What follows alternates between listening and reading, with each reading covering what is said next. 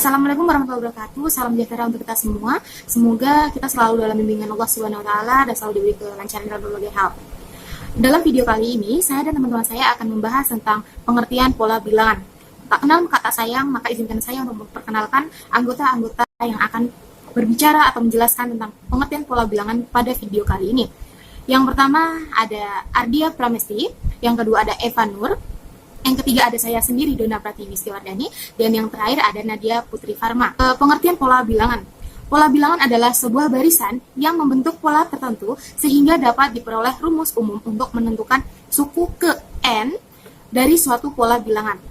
Bilangan sendiri ada beberapa jenis. Yang kita ketahui ada 7 jenis pola bilangan. Yang pertama ada bilangan ganjil, yang kedua ada pola bilangan gelap, yang ketiga ada pola bilangan segitiga, yang keempat ada pola bilangan persegi, yang kelima ada pola bilangan persegi panjang, yang keenam ada pola bilangan segitiga parsel, yang ketujuh ada pola bilangan Fibonacci.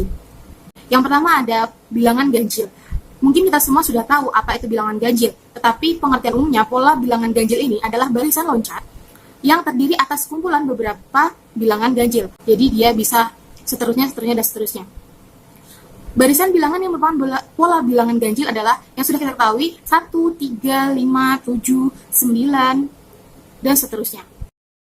Untuk rumus bilangan ganjil ini sendiri dapat dioperasikan dengan rumus UN sama dengan 2N dikurang 1. Misalnya, UN sama dengan 2 dikali 2 dikurang 1. 2 dikali 2 sama dengan 4 dikurang 1 sama dengan 3. Contohnya seperti itu. Jadi bilangan angka 3 merupakan bilangan ganjil. Selanjutnya adalah bilangan genap. Siapa yang tidak tahu bilangan genap? Yang dengan mudah kita artikan bilangan yang bisa dibagi dengan 2, bukan? Tapi secara umum, pengertian bilangan genap adalah barisan bilangan loncat yang merupakan kumpulan bilangan genap. Ya, contohnya seperti tadi 2, 4, 6, 8, 10, dan seterusnya. UN sama dengan 2, 2 kali 1, 2, 2 kali 3, 6. Seperti itu dua pola bilangan yang sudah saya sampaikan. Selanjutnya akan disampaikan oleh rekan saya. Selanjutnya yang ketiga adalah bilangan segitiga. Pada pola bilangan segitiga, barisan bilangan yang mewakili bundaran yang dapat membentuk segitiga. Contoh pada pola bilangan segitiga angka 1, 3, 6, 10, dan seterusnya. Rumus UN pada pola segitiga dan bentuk pola bilangan segitiga seperti gambar di bawah ini. Sehingga pola bilangan yang berbentuk menyerupai segitiga ini dapat dirumuskan dengan UN sama dengan setengah N dalam kurung N plus 1. Sebagai contohnya, misalkan U1 sama dengan setengah 1 ditambah 1 sama dengan 1. Dengan memperhatikan urutan suku-sukunya, maka akan tampak bahwa pola bilangan tersebut mengikuti suatu aturan tertentu. Selanjutnya, yang keempat adalah bilangan persegi. Untuk pola bilangan persegi memiliki pola yang sama dengan pola bilangan pangkat 2. Barisan bilangan yang menyusun pola bilangan persegi juga merupakan pola bilangan pangkat 2, sehingga menghasilkan rumus UN sama dengan N pangkat 2.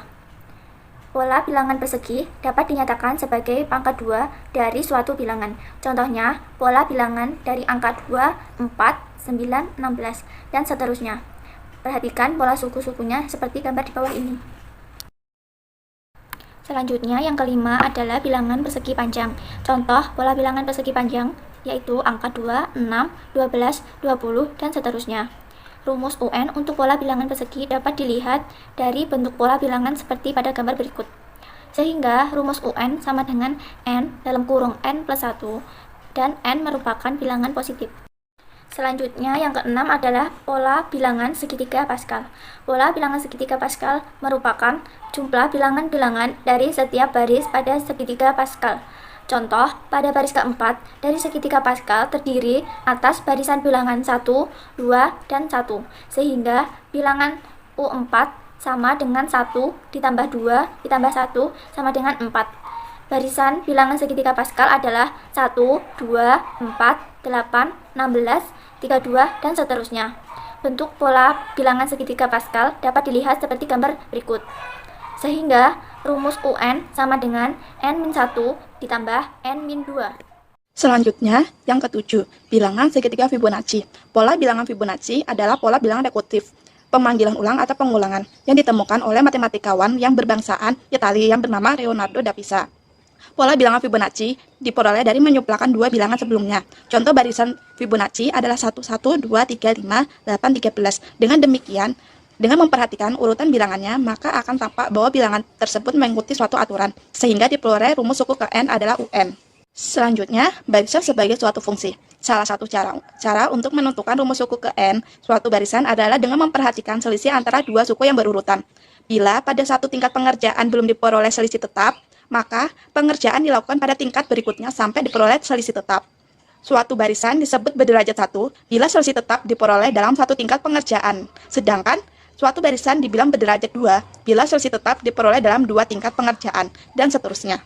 Ada beberapa pola barisan sebagai fungsi yang sering dipakai, yaitu yang pertama, barisan linear berderajat 1, yang kedua, barisan linear berderajat 2. Yang pertama, barisan linear berderajat 1. Karena barisannya berderajat 1, maka bentuk umum suku ke n adalah UN sama dengan AN plus B. Sehingga U1 sama dengan A plus B, U2, 2A plus B, U3, 3A plus B, dan seterusnya. Dengan demikian, rumus umum suku ke n barisan 2, 5, 8, 11 dapat ditentukan dengan cara sebagai berikut. Jadi, rumus suku ke n barisan 2, 5, 8, 11 adalah UN 3N-1.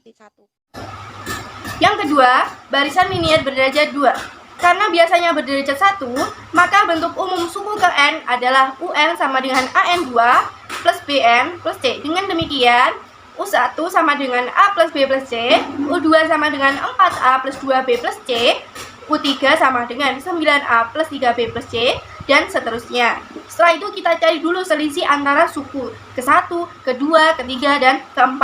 Seperti gambar yang pertama ada persamaan 1, yaitu antara U1, U2, U3, dan U4 ditulis dulu ya semuanya. Setelah itu diketahui persamaan kedua. Nah, persamaan kedua ini adalah selisih dari U1, U2, U2, U3, U3, U4. Diketahui selisihnya adalah 3A plus B, 5A plus B, dan 7A plus B. Untuk persamaan ketiga, itu adalah selisih dari hasil dari selisih yang pertama tadi, yaitu hasilnya adalah 2A.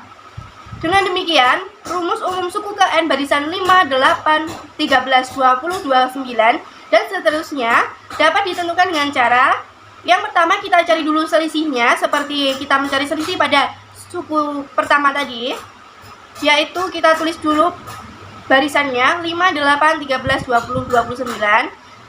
Diketahui selisihnya adalah 3, 5, 7, 9, dan selisih tetapnya adalah 2. Selanjutnya, kita cari nilai A-nya dengan menggunakan persamaan yang ketiga dari selisih suku tadi, disama dengan suku tetap dari barisan yang kita cari. Sehingga 2A sama dengan 2, A-nya ketemu 1. Setelah itu, A sama dengan 1, kita substitusikan ke persamaan 2, kita ambil yang 3A plus B sama dengan 3, kita masukkan nilai A sama dengan 1 menjadi 3 dikali 1, ditambah B sama dengan 3, sehingga B ketemu 0. A sama dengan 1 dan B sama dengan 0, kita substitusikan ke persamaan 1, kita ambil yang A plus B plus C sama dengan 5, sehingga A-nya 1 plus 0 plus C sama dengan 5, sehingga ketemu C-nya sama dengan 4.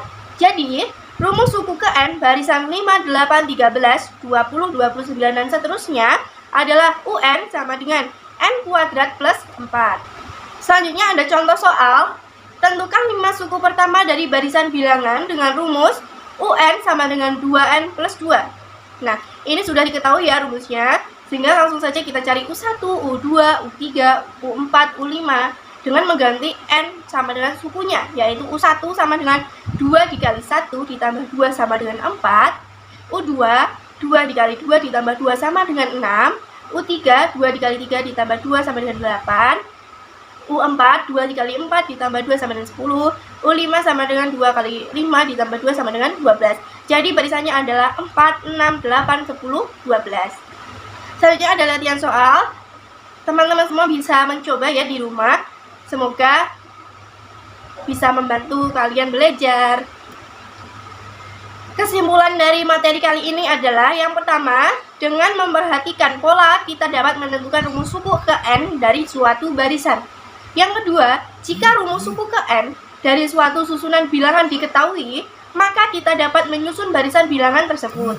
Yang ketiga, susunan bilangan dengan aturan atau ketentuan tersebut disebut dengan barisan bilangan. Sekian presentasi dari kami. Jika ada kurang lebihnya kami mohon maaf. Wassalamualaikum warahmatullahi wabarakatuh.